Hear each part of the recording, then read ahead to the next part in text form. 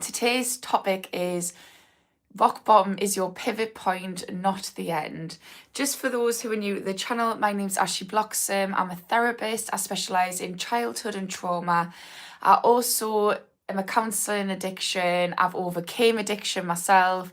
I've studied it right the way up until PhD level, and I also know what it's like to have a loved one who struggles with addiction. So really understand it from every angle, and I'm here to answer some questions around addiction and mental health. But first, let's get into the topic. Addiction, rock bottom is not the end, it is your pivot point. And I want to talk about this because I was thinking yesterday about the fact of when we are in addiction recovery, like when we're in addiction and, we'd be brave and we decide to stop, whatever that rock bottom is, there is no more humbling experience that I've ever had in my entire life than addiction and then deciding to stop. It is so goddamn humbling. So if you think about it, you're kind of in a position where you're not thinking that great about yourself. The world isn't exactly the most accepting of you right now. Maybe you've got people who've been judging you, maybe you've been high functioning and you've just been judging yourself.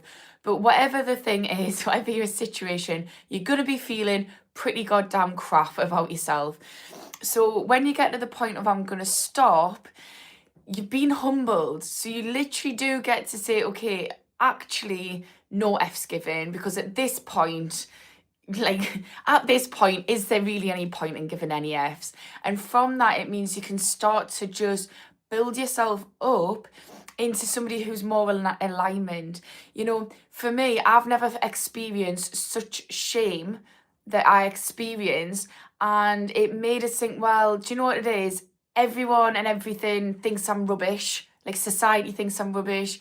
People in my life think I'm a rubbish human being. So I might as well just build myself up as a human being that I want to be. Someone that I'm proud of. Someone for me, not for them.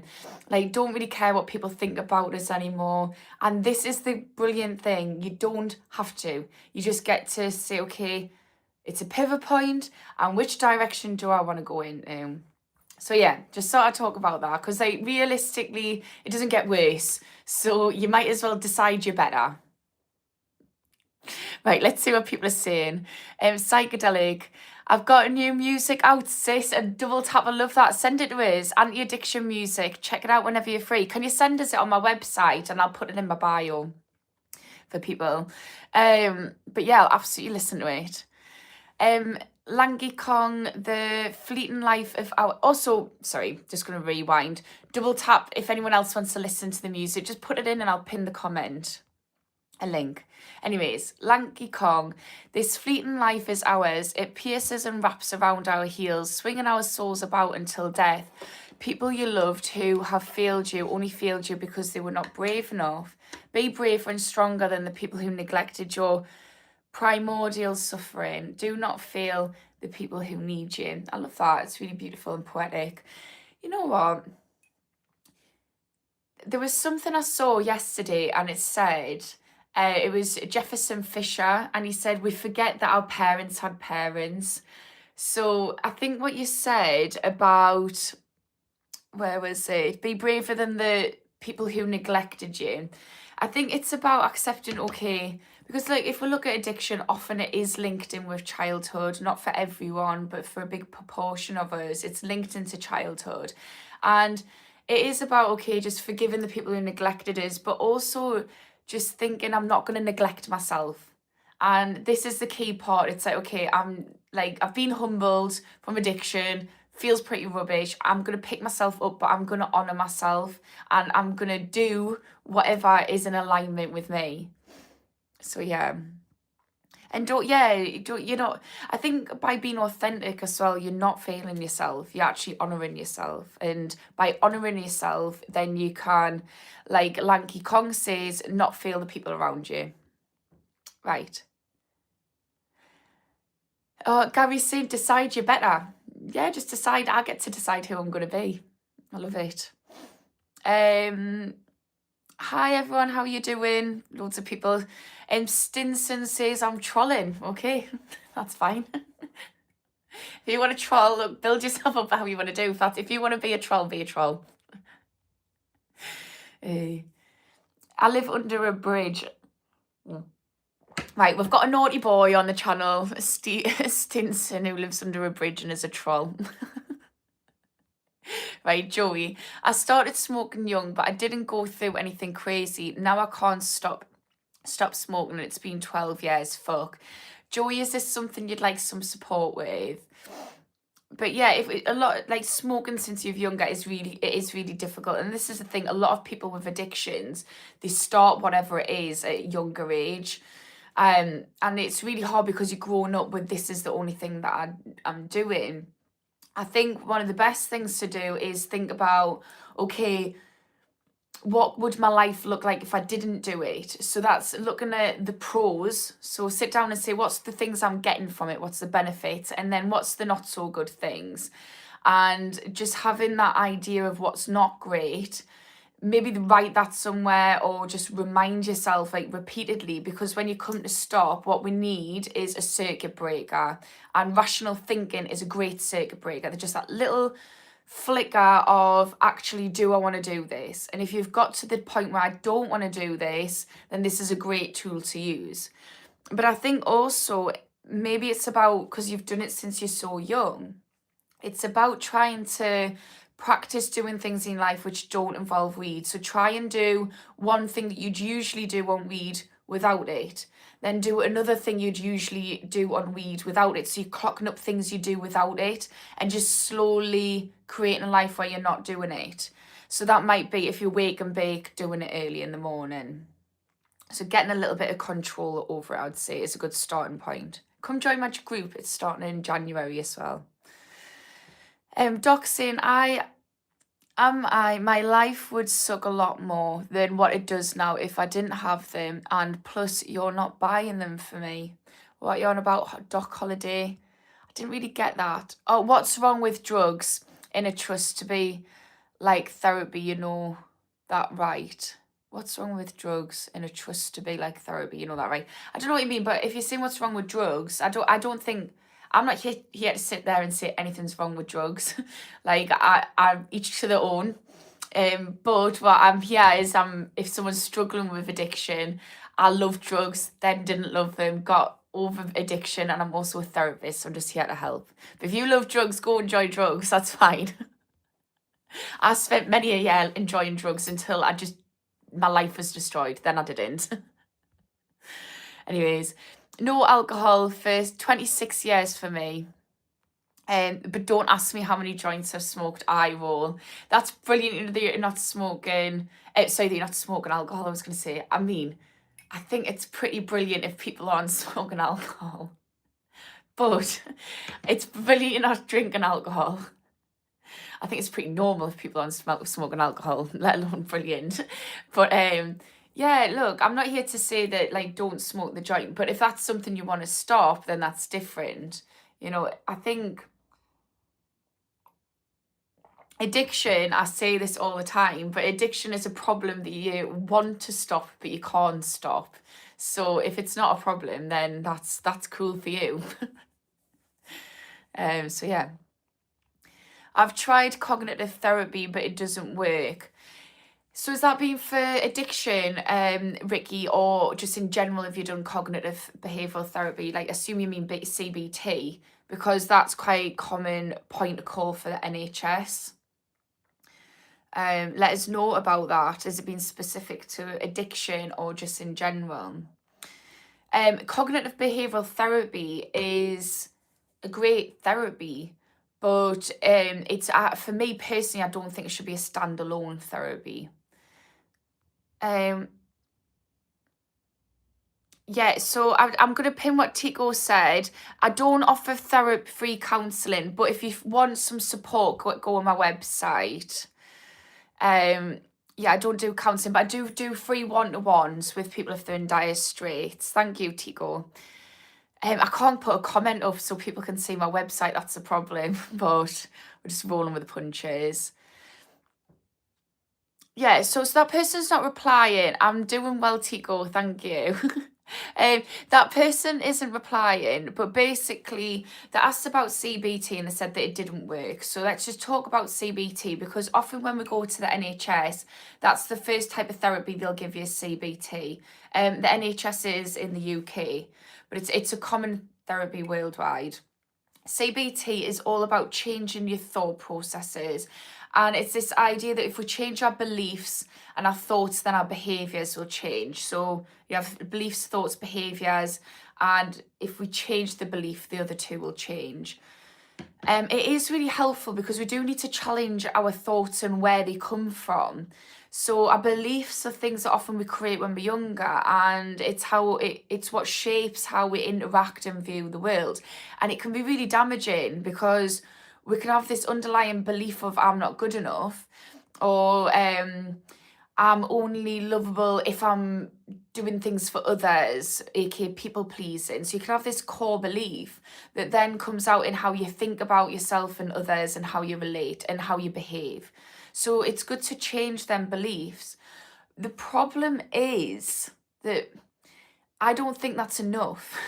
I don't think it's enough just to change your belief. I think you also have to understand it a little bit more instead of just working from how you're behaving. I think that we need to work on your somatic healing, like your nervous system and stuff. So I think it probably didn't work just as itself.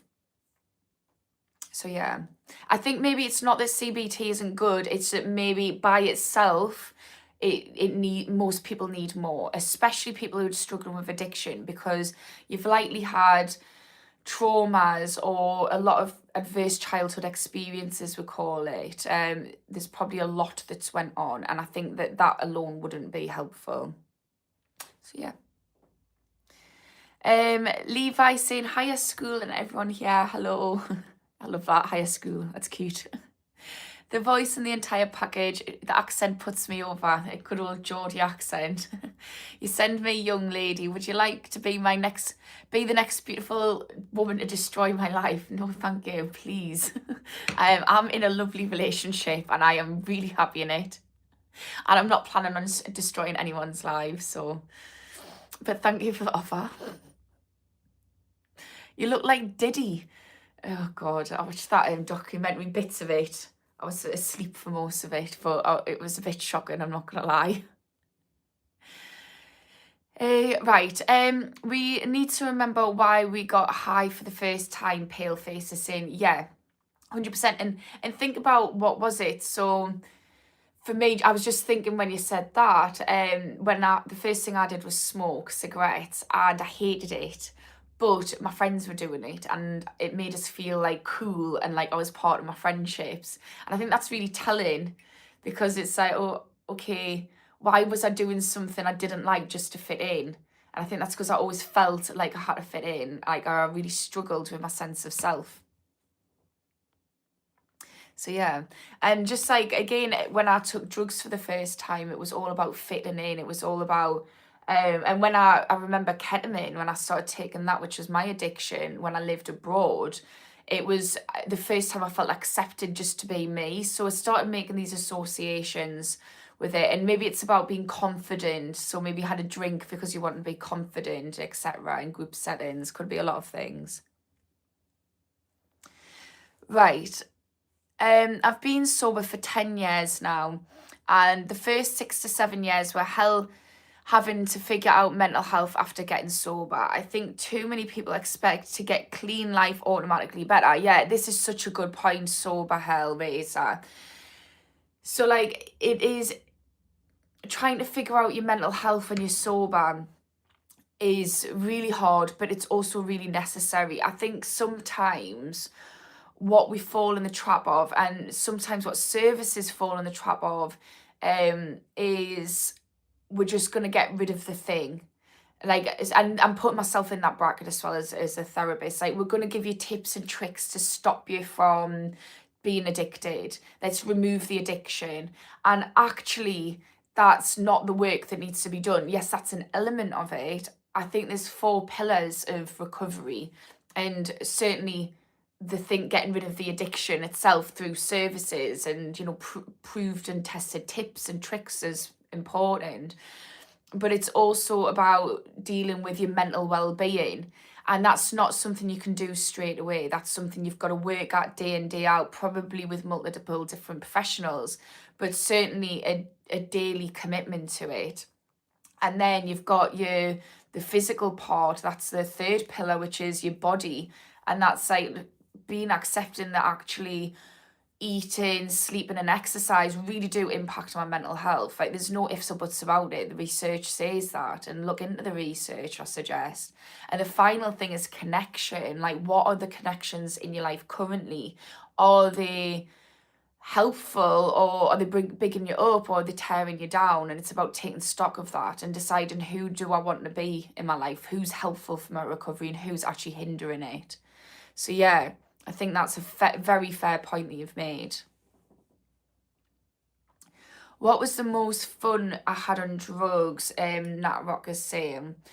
I think that for me, I'm not going to sit here and try and pretend I didn't enjoy drugs, because I just think that's insulting, and I don't want everyone to sit here and be like, well, she's a liar. So yeah, I had so many fun times on drugs in the beginning. It's certainly like the beginning and middle, I'd say. I think the biggest thing that the most fun I had was I'd just been with a group of friends who got us. I found that like everybody who took drugs who I knew were just quite just up for having a laugh and not judging, and just being my authentic self, and they were being their authentic selves as much as I could. And yeah, that was really fun, just feeling connected to people. The problem was I didn't know how to be connected to people without being on drugs. Like my group of friends, I don't think I really spent any sober days with them. I had a big group of friends who were a fucking crease. It was so fun, but I didn't have a sober day with them. So yeah, I think it was connection.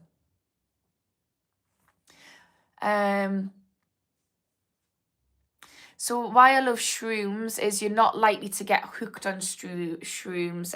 Eric says, I would say you're not, like the likelihood is lower. And look, David Nutt does this. He's categorized all drugs from the worst to the least harmful, and he's done that on a few different things, and that was one of the factors, like how likely are you going to be addicted. I would say that anyone can get addicted to anything. I know people who've had MDMA addictions. I'm sure there's somebody out there who's been addicted to shrooms. Just knowing the people I've known who've been addicted to what they've been addicted to.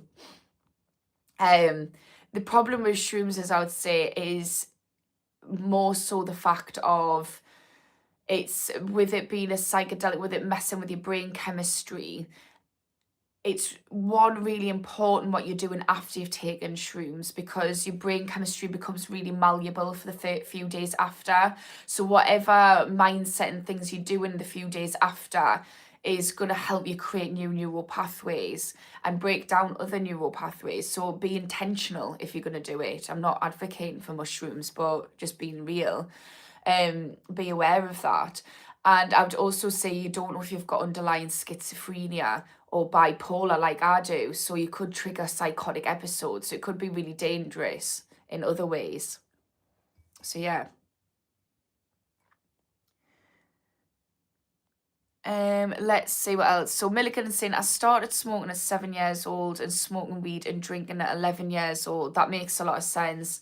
I mean, 7 years old is young for smoking, but there's a lot of people, I think, who start doing things around between 11 and 13. I think I was 12 when I started smoking, 13 when I started drinking, maybe 12.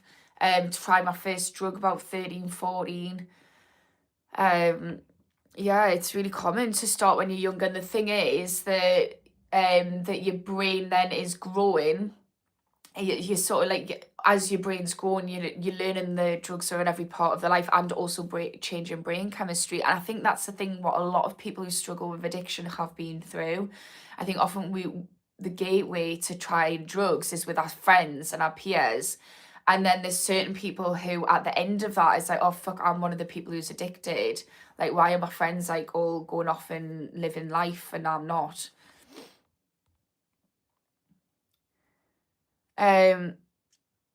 pale face. When I was 16, I took my first hit of acid. Yeah. I'm trying to think I think I was 19 when I started trying things like that, when I had my first pill and acid. It was all when I moved to Ibiza actually, but I'd tried coke and weed and speed before that. Yeah. I think it is really normal. I think like and this is the thing, like there's a theory called the normalization theory, which is a huge body of research which I studied for my degree, and it's around addiction. It's saying it's a rite of passage for young people. Young people are trying drugs recreationally with their friends, and this is very normal, and that's why it's called the normalization theory. So yeah, it doesn't surprise us, and I'm in one of those people. Matt's saying Ibiza. Yeah, so I did 4 seasons in Ibiza when I was younger. I moved to Ibiza, and that's where I started really discovering party drugs and realised how much I loved them. I'd already done drugs before that though. Like I say, I think by my 3rd season, I'd got to the point where I was taking drugs or alcohol every day. And that went on right the way through my all my 20s and my early 30s. I honestly struggled to pinpoint a day I was sober where I didn't at least have a glass of wine or something. So yeah. Why Ibiza? I dance and still, so I used to do dancing and fire, and burlesque and stilts and everything. So I moved to Ibiza to do that. I got an opportunity to work in Ministry of Sound dancing, and I turned it down for a boy that I was seeing, and we ended up breaking up about a couple of weeks before I would have been moving to Ministry of Sound in Egypt. So I just thought I am never ever giving up an opportunity for a boy again. And then I thought I'm going to do this myself. And I just thought, where do people go to where good music is? And I'd never been to Ibiza, but I thought Ibiza. And it was amazing. I loved it. It was so cool. But that is where I learned that you can take drugs every single day. Because it was actually cheaper to take drugs than it was to drink. It was like, I remember going to Amnesia, and it was €54 to get 2 bottles of water and 2 single drinks. And it was 10 euros for a pill. So obviously I knew which one I was taking. But yeah, it was the best years of my life, but it was the times that made and broke us, because that's where I discovered drugs, and I discovered you can take drugs daily and be okay. And that's then what continued to happen, and I realised actually we can't take drugs every day and be okay. I can't anyways. So yeah.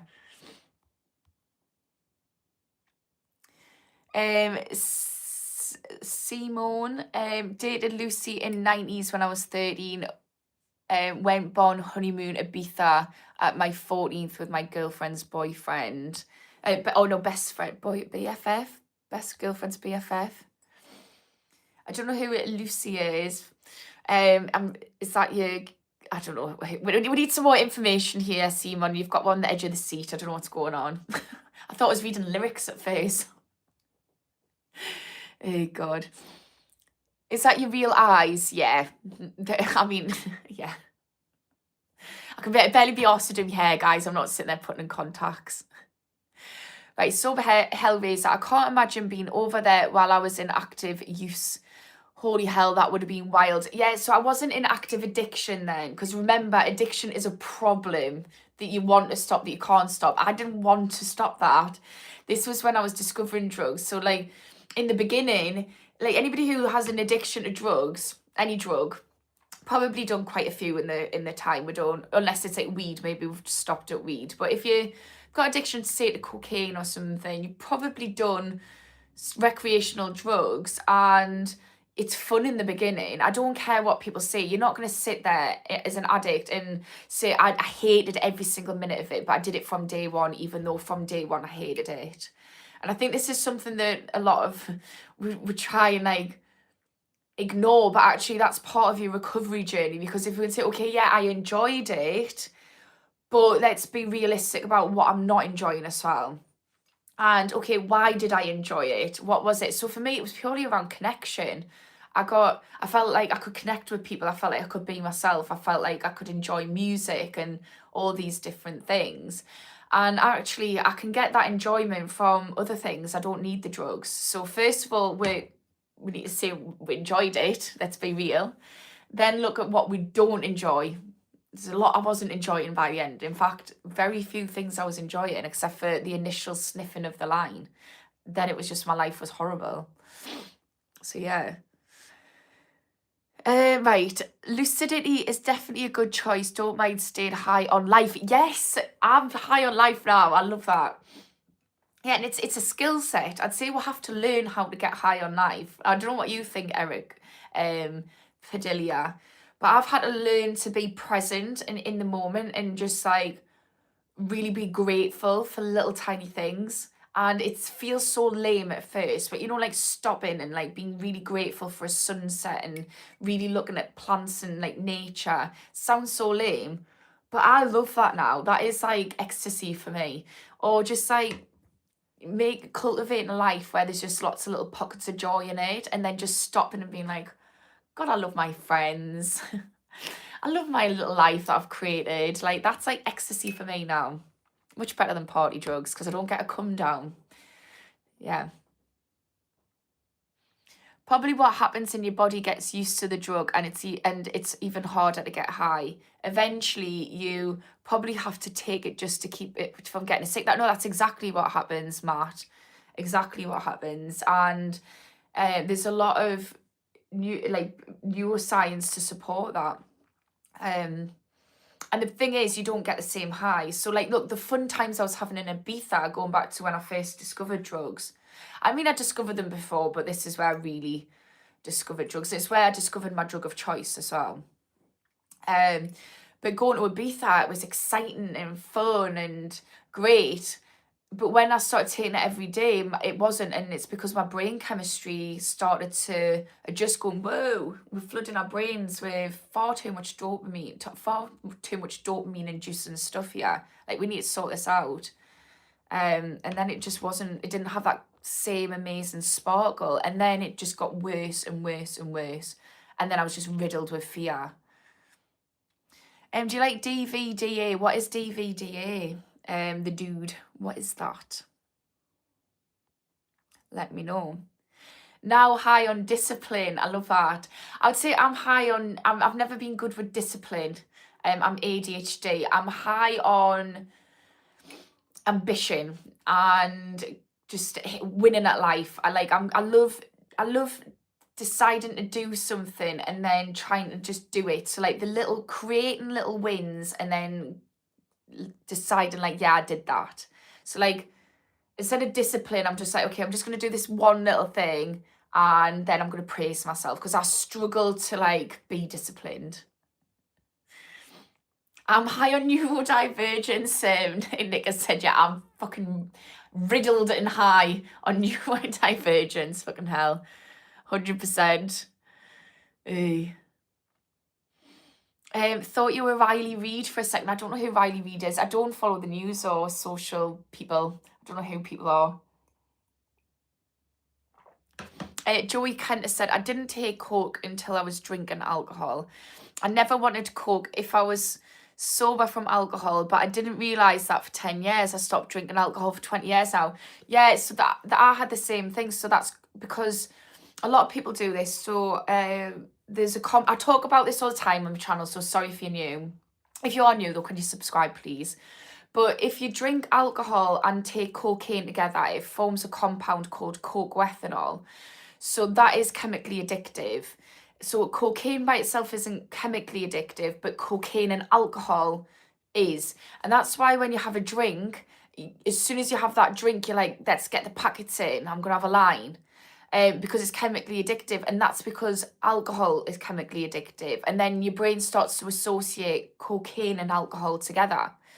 So yeah, I had exactly the same problem. People ask us if I had a coke addiction. And I always say I wouldn't want to insult somebody who has really had a cocaine addiction. But every time I had a drink, I needed a line. And it wasn't fun being in a lot of debt, that's for sure. Paying off your dealer just to get some more on Chucky. Oh, God. Well, so cocaine isn't chemically addictive. So, like, we're talking about cocaine, not crack cocaine, but it's psychologically addictive. So I have some things which are chemically addictive and some things which are psychologically addictive. Yeah. And so, like, for heroin, it's psychologically addictive and chemically addictive. So what I was addicted to was ketamine. That was only psychologically addictive. But what I have experienced is something that's chemically addictive, and that was when I was on quetiapine, which was a prescribed drug, so prescription drug. But what chemically addictive is when you don't have it, your body is so used to it that it starts to what we call rattle. So you start to get sweats and agitated, and your body starts to feel shaky because your body is chemically reliant on the drug. So like heroin, alcohol, benzocaines, some prescription drugs, whereas cocaine isn't. So yeah. But I will say, look, I'm not trying to say cocaine isn't hard to get off, because like ketamine wasn't chemically addictive, and oh my fucking God, it was awful. Like, I'm not trying to downplay it, just to be real. But yeah. MDMA was far better and cheaper than coke, Climb Live Free said. So MDMA is much lower. So if we look at a categorization of drugs, and that's from like most harmful to least harmful, David Nutt did this. He put MDMA, ecstasy, much lower down on the list than what it was categorized as. But I do know somebody who was addicted to MDMA. I know a few people actually who've been addicted to MDMA. So it, like, look, we can be addicted to anything, guys. But yeah, generally speaking, there's a few reasons why it's categorized as less harmful. Crack cocaine is extremely addictive, I heard. Yeah, it's very addictive, highly addictive. So in the list, the first, I can't remember which way it goes, but I think the first is heroin, and then the second is cocaine. And the reason why the second is cocaine is because crack cocaine's in there. And look, let's be real. I know a lot of people who take crack cocaine didn't just start in the deep end of taking crack cocaine. They started with cocaine. And like anything, you build up a tolerance. So a lot of people who take heroin started smoking it. Or maybe they started on like opiates and then they ended up moving on to heroin. So yeah, crack cocaine is horrendous to get off. And I had a friend who said I can talk about him on the channel. And he said to me that you thought that, because so he was a ketamine addict, and possibly one of the most hardcore ketamine addicts that I've known. So I was a ketamine addict and he was. He nearly died off it. Now, I don't, because he used to inject ketamine. Now, I don't know anybody else who's injected ketamine, so he was hardcore. And he ended up becoming a crack cocaine addict. Started off with cocaine because he switched ketamine for cocaine. And he said to me, you think that coming off ketamine is hard. Actually, you've never experienced an addiction like crack cocaine. And I believed him.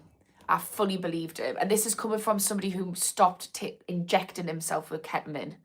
So yeah, it is friggin' hard. I would say it's horribly hard. And I've never been through it, but I certainly have seen how difficult it is, crack cocaine.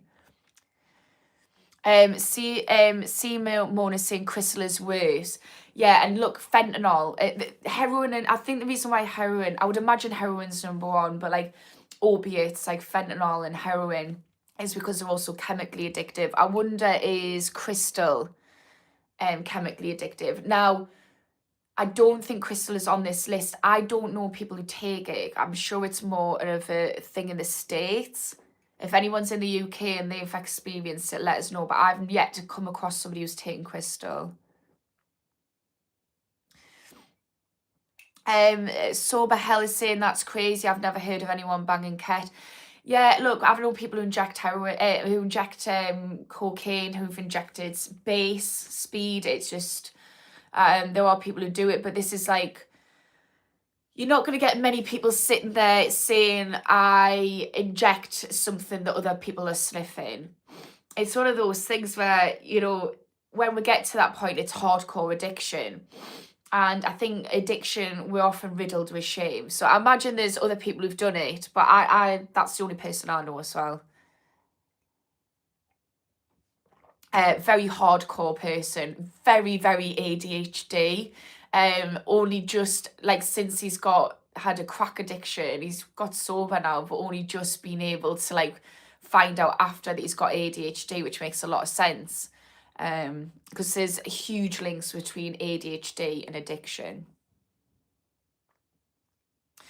So user 4545 is saying, I am so grateful for meth. I struggled with IV drugs for over 20 years. A year of taking me meth got me straight, sober for 9 years. I love that for you. Yeah, and the thing is, like, I imagine, well, they're saying you're on meth. You said IV drugs. I don't know what IV drugs are. I'm assuming you mean opiates. Is that right? But yeah, look, there's a lot of different things out there which are helpful. So for alcohol, there's a few different medications. I know for heroin there is. I don't know too much about the prescription drugs we can have to be helpful, but I do know that there's a lot of people who have used that and there's no shame in that as well. So yeah, I love that for you. And I know somebody who's got clean off heroin through using meth and they've gotten off that now. And honestly, they're just an amazing person living an amazing life. They really are.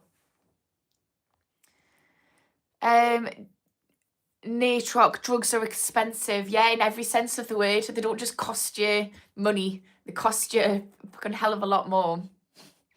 I always think as well, if we look at money, money's just a social construct for time and energy. You know, we give up our time and energy to go to work. We get some money. We pay somebody who's given up their time and energy for whatever they've made or whatever. So money's just time and energy, and you give up a fucking hell of a lot of time and energy in addiction, that's for sure. You give up a lot of part of your soul, really. You come out of it a different person. But like going back to the beginning, we get to decide who we're going to be after we come out of it. Oh, Nick's saying she's not going to say. I'm not going to say what. I just haven't seen all the comments, guys.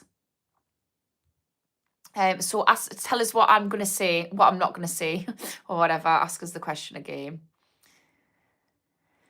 Right. MDMA isn't, so it's climate live free is saying MDMA isn't what it used to be. The second M is derived from the plant and very hard to get. So it's similar, but not like the 90s. I didn't take MDMA in the 90s, but I've heard a lot of people who used to be 90s ravers saying things aren't what they used to be. Yeah, a lot more stuff's probably probably a lot more bash. I was speaking to a taxi driver and he was saying that when he used to go clubbing in the 90s, it was £100 for a pill. He was like, I had to save up 3 weeks' wages to get a pill. Very different. But, you know, he also was talking about how he used to be an addict. So I think one thing's true across all generations. Psycard is saying rock, metal and punk is better. I'm more of a deep house girl. I'm more of a house girl. Someone's saying they're going to be a junkie for me. I mean, there's worse things you could be addicted to. Absolutely. Give us a subscribe while you're there, will you? That's helpful. Helpful for me channel. User, opiates and speed. Meth turns people into something else. I have been diagnosed with ADHD since getting sober at 47 years old. Yeah, so there's research out there, and I can only think of one particular paper off my head, but the one paper I'm thinking of is that people who have ADHD are 50 times, so 50% more likely, or 500 times, whichever way you want to look at it. It's a bloody large number, likely to have drug addiction. So if you're ADHD, you're more likely to have drug addiction, and that's just a paper that talks about drug addiction. That's also applicable to alcohol addiction, gambling, porn, social media. And the reason why is with ADHD, you don't get as much, like you have a dopamine deficiency compared to somebody who doesn't have ADHD.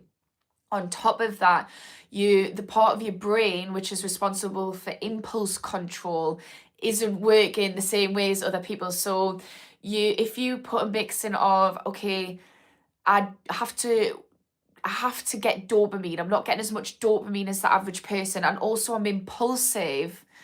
Well, drugs and alcohol give you dopamine, so does gambling and porn. So it makes sense that you're craving dopamine. And also you're more likely to do it. And also you're more likely to struggle to stop to do it, because you're more likely to go, oh, fuck it, I'm just going to do it, even though you want to stop. So it's really highly linked with addiction, and it makes sense when you look at the neuroscience. It's not a death sentence, though. I've got ADHD and I'm not addicted anymore to drugs. Got my own little vices still, not gonna lie. I have ADHD. I lost my drugs many a time. God, yeah, all the time. Oh God, I remember like coming home and I'd have like, I couldn't find my pills all night, and they would be stuck to me boob, like on my bra all night. I'm like, for God's sake, like, why do I always lose my drugs? Probably for the best, but there's nothing worse. Well, there is something definitely worse. Addiction. Full-blown addiction was worse. But yeah. Oh, ADHD in general is just a fucking nightmare. Right. Can you see me outfit? This was actually from my my stepmom. It was hers when she was younger. So yeah. I like it. I love anything that was like my mum's or my stepmom's. Just carrying it on. Or my aunties. Anyways, I'm starting to get a little bit tired, but I've only been on 41 minutes. I think I need to drink me coffee. Yeah. I need to start eating before me live, but I usually fast. I get tired. Right, let's see what other people are saying. I'm just going to scroll around the middle, see if any have missed anything. Oh, hi, Chris Warrior for Jesus. How are you doing? I've just seen you there. Right.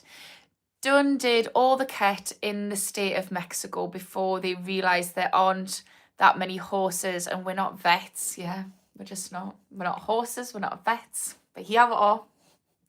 Recovered from a ket addiction anyways. Someone's saying I'm either Liverpool or Birmingham. I'm from Newcastle. Well, from Sheffield, lived in Newcastle since I was a kid.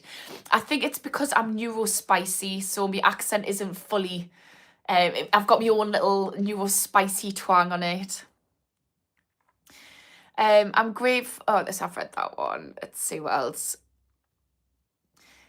Cartel shifted from America market your euro because it sells for more, no extradition. I don't know what that's got to do with anything, but okay.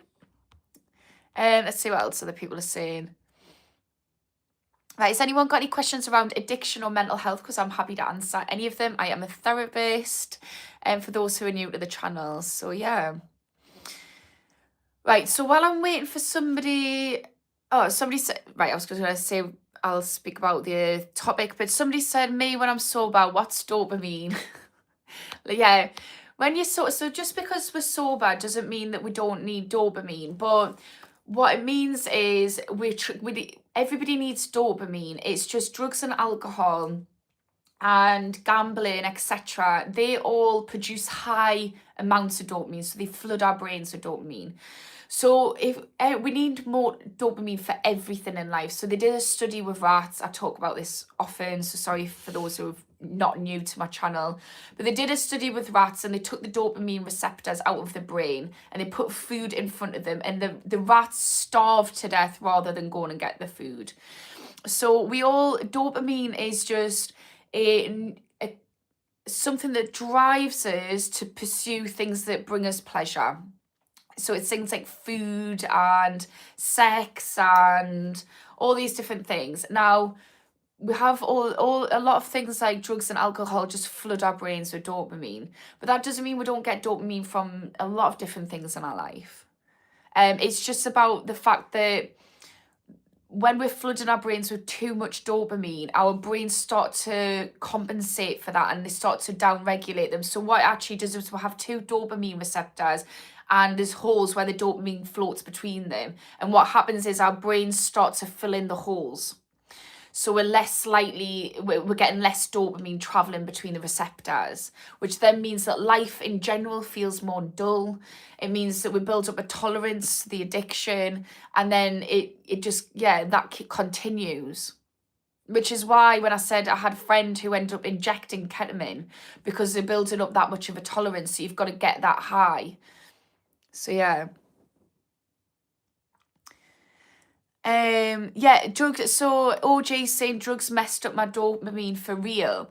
And it will. But the thing is, look, our brain, every part of our body is always regenerating. So the brilliant thing is, like, yes, it does mess it up.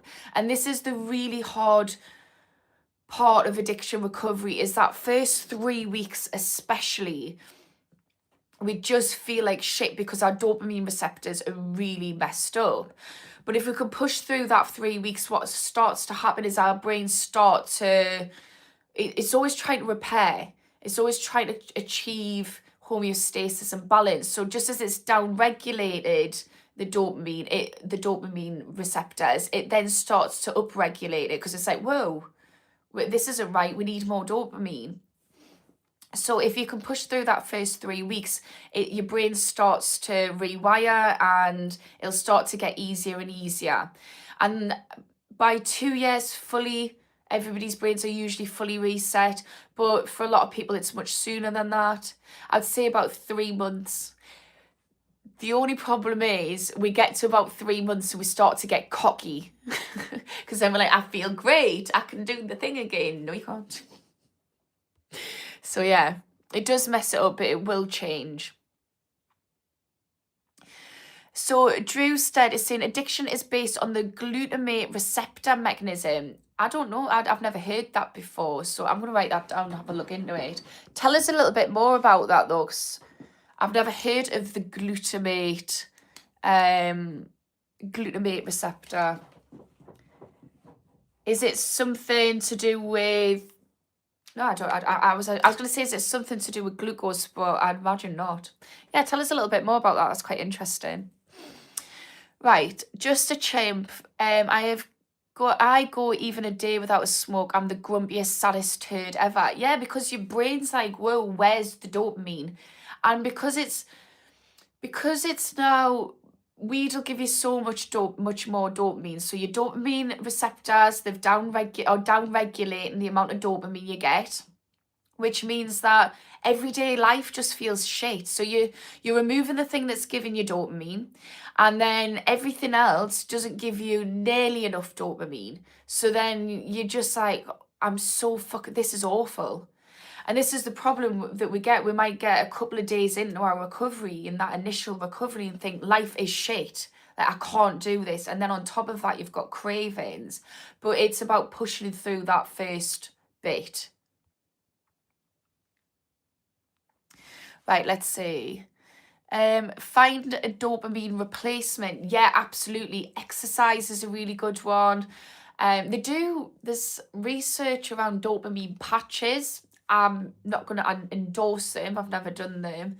But there's loads of different things. Like, it's about thinking about what brings you joy, and something where you can be winning as well. So, like, for instance, maybe you start martial arts, or you start something like competitive, because you can be winning. What I did when I came out of my addiction recovery is I started writing an article that I had the idea of I want to get published.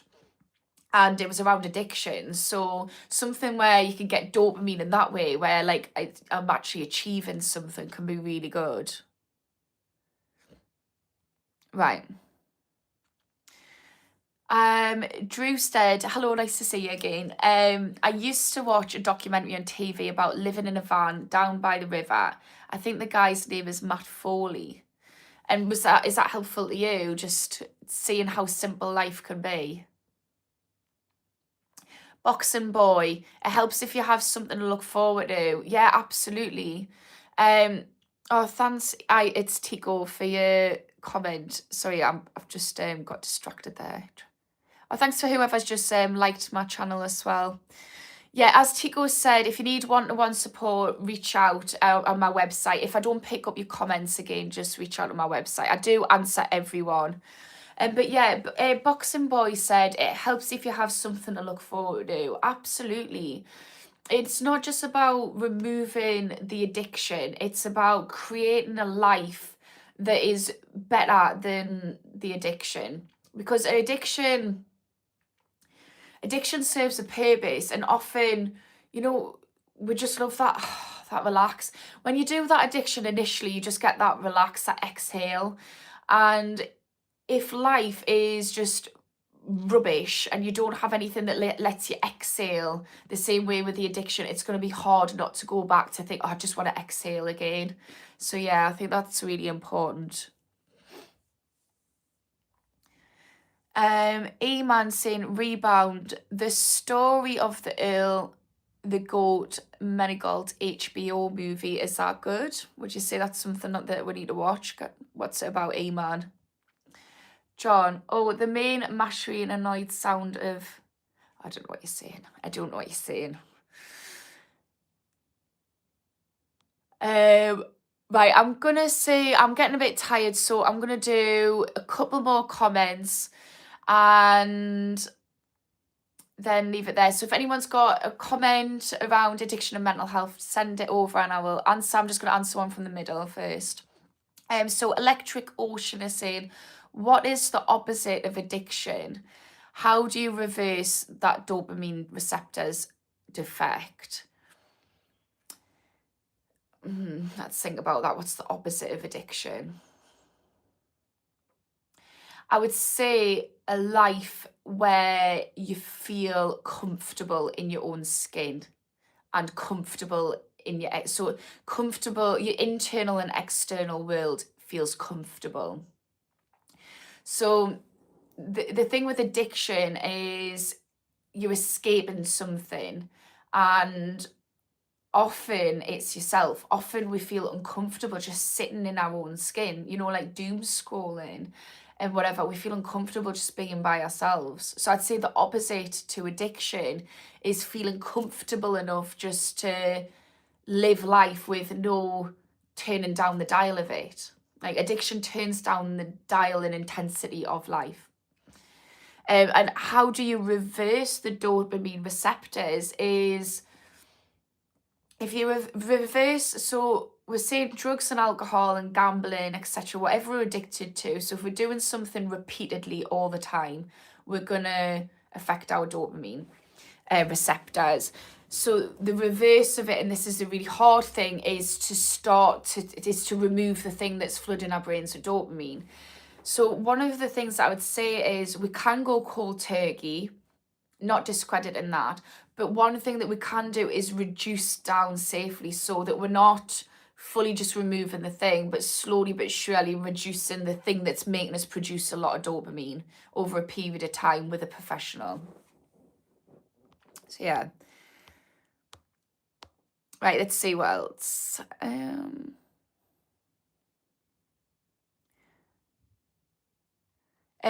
Tico saying, why do you want to see a degree up close? Take a screenshot if you want. You can take a screenshot and read it. I'm not here to convince people of my qualifications. Thank you, Tico, though. Oh God. Right, I think the thing that qualifies as the most, guys, is just getting over addiction. You can have all the qualifications in the world. So I was trained in being addictions therapist, and actually I ended up ironically developing an addiction whilst training to be a therapist. And thank God that happened, because I think I would have done more harm than good with the attitude and understanding I had of addiction out of a textbook. So yeah. So just in a saying, tell us about the real mess to knowing what addiction really is. The real mess of addiction. Okay. I think the real mess of addiction is that as a society, we do not understand addiction. Like, not the individual person, but as a society, we believe that addiction is a moral failing. We feel that it is a choice that somebody is making and that it's self-centered, it's selfish. The real mess of addiction is that actually it is something, and all the research points to this, It's something that we're doing to alleviate some kind of physical or emotional wound, or to self-medicate an undiagnosed mental health disorder. And I think, going back to the question, the mess of addiction is that when we have addiction, we feel like we're a morally wrong being. We think, oh, I'm a person who needs to be ashamed of myself for having this addiction. So we internalize that stigma. And that's the real mess of addiction, because actually, if we removed the stigma and if everybody knew that addiction is a symptom of something else going on, then we would be able to say, oh, hang on a minute, I've got an addiction. That means something's went on. Maybe we need to go and revisit my childhood. Maybe we need to hunt for some mental health disorders that might be impacting the quality of my life. So that's the mess of addiction, I would say. Michael, if someone has never been addicted, they have no right to speak of it. Yeah, and the problem is, it's really painful and damaging to the addict. So one of the single most painful experience I've been through in life, and let's be real, I've experienced sexual abuse. I've experienced finding out that I'd lost my first baby. It was a molar pregnancy during COVID. I've been through some really painful experiences, but the single most painful experience I've ever been through in my life is when I decided, right, I need to reach out for support with my addiction. And I told the people who was closest to us, and half of them, not for their fault, but because of this huge narrative that we have around addiction, shamed us for having an addiction, and they called us a disgrace. And it was the most painful experience because I was so vulnerable, and we were talking about dopamine. Like, I've never felt so shit and low in my life. And then I was being judged in a way that I was already judging myself for, and some. So yeah, people who don't understand addiction, it is important that they don't talk on it, but I don't blame people for talking on it, because we're taught this idea that addiction is a choice and it's a problem and it's up to the individual to sort it out, and that's reflected in the war of drugs. It's reflected systemically, so no wonders why we think this. So yeah. We feel your pain, sister. Thank you. Look, I've managed to heal it, and a lot of it was coming to terms with that. The people who hurt us in this situation, they'd experienced a lot of people have experienced the impacts of addiction. Like, everybody knows somebody who struggled with addiction, and I think they've been really hurt by other people's addiction. They didn't understand addiction. That's not their fault, but it was really painful, and it took a lot of therapy, and it took a lot of work to get over that and let go of that shame. And if there's anybody who's listening who's sitting there feeling like, I'm a bad person because I've struggled with addiction, or I'm struggling in addiction, I want to tell you that all of the research out there, and I've looked at a hell of a lot of research. For who was asking about me qualifications, I've got a master's in addiction. I was doing my PhD in addiction. All of the research says it is not your fault. There is an underlying root cause of the addiction, and it's not your fault. So yeah, I had to allow myself to believe that more than that I was a person who was failing at life. And I'm great now. I'm living life, but I hope that other people who are struggling learn to do that, learn to accept this isn't my fault, and I don't deserve to feel shame, regardless of what anyone's saying. Were you an addict? Yeah, I was addicted to ketamine, and I got sober when I was pregnant with my son, and I ended up relapsing in my 3rd trimester. So I actually gave birth addicted, and I was so bloody ashamed of it. I thought, like, I'm the worst fucking person in the world. And then I ended up relapsing again twice in the 1st year of my son's life. Again, felt like I was the worst person in the world. It was horrible. It really was awful. But I did it. I got on the other side and I live life and it's great. So yeah, let's not be all doom and gloom, guys. Right. I used to drink almost every night, but I realised it was ruining my life. I quit drinking about 2 years ago. I love that for you. And speaking about dopamine receptors, your brain will be fully reset by 2 years. Pretty much everyone's brain is fully reset. So what would you say, Justin, to somebody who's sat here struggling with addiction? Because getting off alcohol is a really hard one. What would you say is the top thing that helped you in your addiction recovery for someone listening who's struggling?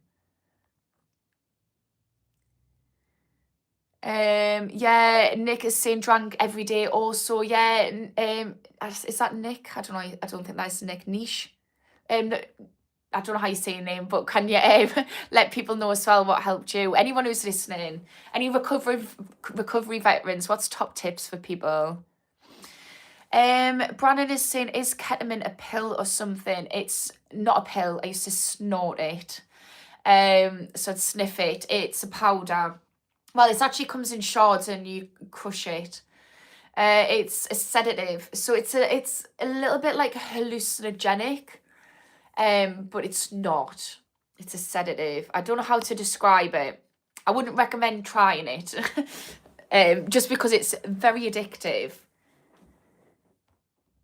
And if you are doing it, do it like if there's anybody who's a recreational user, like there's something my dad said, if you're doing something by yourself, you've got a problem, don't do it in everyday life, because let's think about harm reduction, because it is really addictive, but it's also a party drug.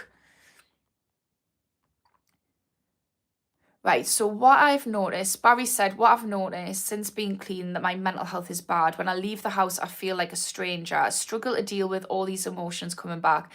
Yeah, Barry, that is really common because you've taken away the crutch. You've taken away the thing that's helping you get through life.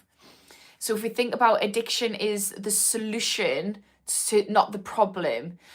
So if we remove the solution without a new solution, it's going to be harder. Barry, I am doing, and anyone who's listening, I'm doing a free addiction group, which is starting very soon in January. If anybody's interested in joining the addiction group, which is all around improving your mental health, so it's all about stabilizing your internal and external world, about improving your mental resilience so that you can sustain recovery or even just tackle recovery. If that's something somebody's interested in, Tico's pinned my website, schoolofaddiction.co.uk. Send us a message and I'll get back to you, and also offer you a free one-to-one if you're really struggling. But yeah, it's really important when we come out of addiction to remember we're removing the crutch. So what's really important is that we're building mental health resilience. And that's learning to love ourselves, calming our nervous system, learning how to regulate our emotions, learning how to put in boundaries, learning about our childhood and like, okay, what's went on to, why have we got the addiction? We don't need to delve into trauma just yet, but why have I got the addiction? You can do an ACEs test online, which is Adverse Childhood Experiences. An ACEs test, it makes you more susceptible to addiction or different mental health disorders. So maybe do that. Find out why am I like this in the first place? Why is sniffing ketamine every day or injecting H every day or gambling every day, why is this better than engaging in life? Like why is that more appealing? What's went on in my life to get us to this point? Maybe there's mental health disorders or something which is like making life difficult. Anyways, I'm gonna leave it there because I'm really tired, and I like when I start to get tired, my brain just goes to mush, and I want to be careful that I'm not just driveling on tears. So I'm gonna end it there. What is the date? When's New Year's Eve? I don't think New Year's Eve. I think Wednesday. Does anybody know when New Year's Eve is, guys? Because I'm trying to think about when I'm next going to be on. Right, actually, I'm going to be on tonight. we'll leave about New Year's Eve because I know that's going to be a bit dodgy. I'm going to be on tonight at 9 p.m. and I will let you know about New Year's Eve dates then. But yeah, it's lovely speaking to everyone. If anyone could give us a subscribe, that's so helpful to my channel, really free. But if not, just thanks for everyone who's turned up. If I've missed your comment, go to my website and I will reply, not necessarily straight away, but I will get back to you and I'll speak to you soon. Bye. Wednesday's the 31st. Yeah, thank you, Sage. Yeah, so what I'm going to do is on New Year's Eve, because I know some people come here all the time, I'm going to be going live in the morning like usual, but I'm going to be coming on earlier. So I'm not going to come on at the normal time. But yeah, I'll let you know tonight and bye.